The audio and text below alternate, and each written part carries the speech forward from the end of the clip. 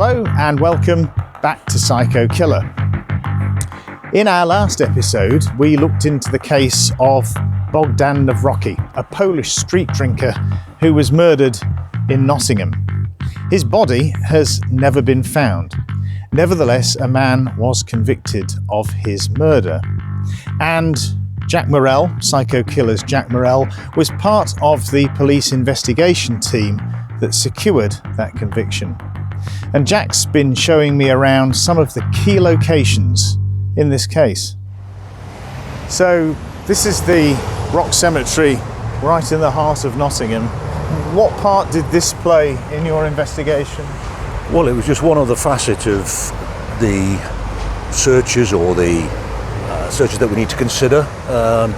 Radford is just over about a mile away over here now, and we got this information, shall I say, or the suggestion that he may have been buried and then reburied in an existing cemetery or an existing grave or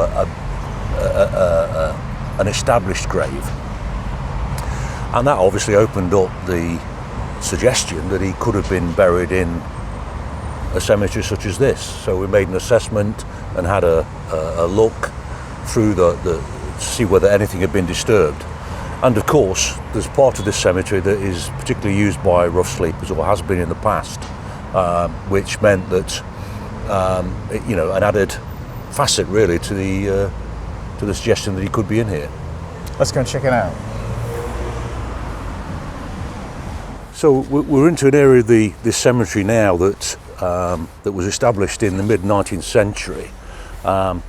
But a lot of the cavernous area underground here was sand mines originally.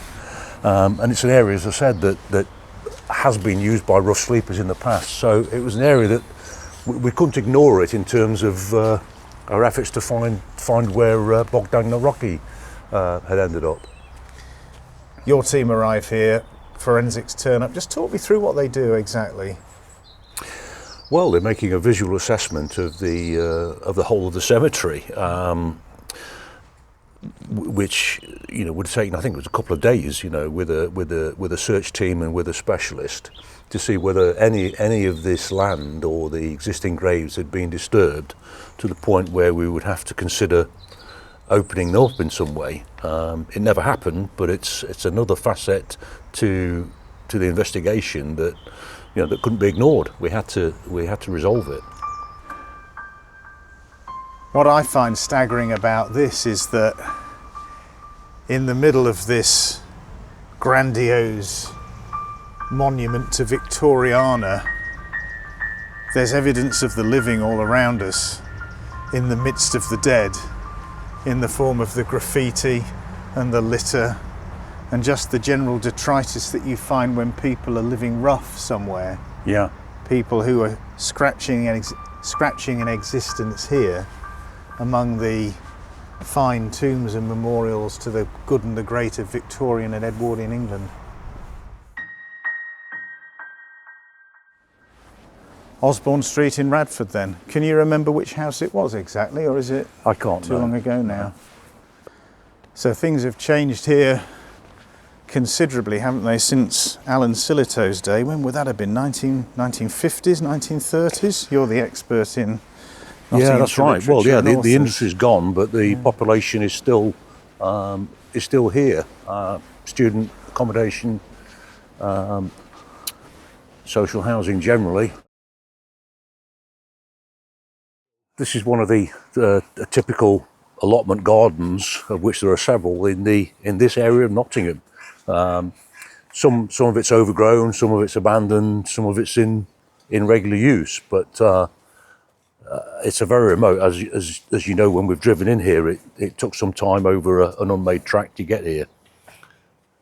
I'm sure the allotment holders are doing their best to look after the allotments. Why wouldn't they? They pay for them. But the area surrounding the allotments, well, I mean, the evidence that we've got here, beer cans, half litre bottles of vodka, or bottles that had contained vodka. This is pretty typical, I would have thought, of the kind of environment where the characters in this case would have been hanging out. Am I right? Yeah, I think as well, because there's an element of tranquility about these places, aren't there? When you've got a bustling industrial city I suppose around it is. Yes, yeah, it's certainly quiet. And you would get people of all shapes and sizes, I suppose, coming here to maybe to barbecue, relax, have a drink, this, that, and the other, including our rough sleepers and our street drinking community.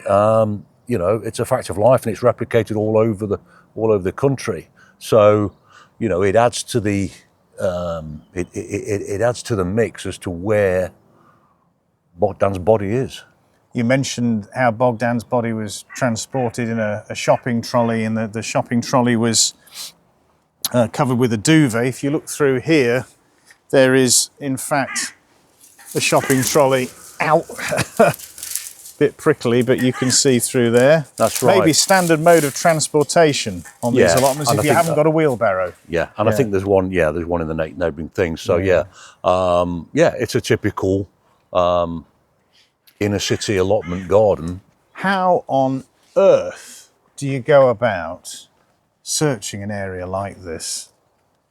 How do you do it? I mean, it just looks like looking for the proverbial needle in a haystack. Yeah, well, again, you've got to get the agreement and the support of the Allotment Holders Association. You've got to find out who the tenants are.